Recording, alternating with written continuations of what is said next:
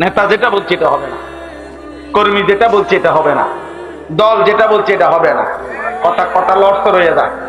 গত সপ্তাহে একটা কইছে, ওখানে আর একটা কয়, সামনে আর একটা।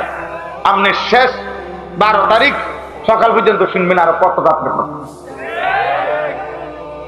হ্যাঁ, কে কতটা ডিগবাজি দিছে 12 তারিখ পর্যন্ত দেখবেন। শুধু দেখবেন ডিগবাজি,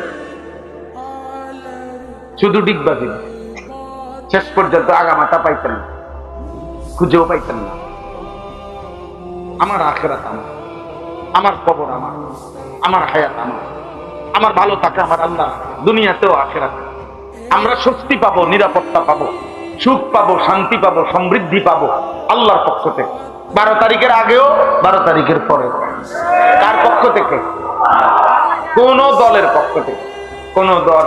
আমি বললাম তো যে যেই বিবৃতি দিতে আছে এক একজন, আমার তো মনে হয় আশা করা যায় 12 তারিখ নির্বাচিত যারা হইব তারা 13 তারিখ জনগণের হাতে একটা একটা হেলিকপ্টার দিয়ে দিবে। আমার মনে হয় আর কি যে আল্লাহর রহমতে যেই সম্ভাবনা দেখা যাইতে আছে,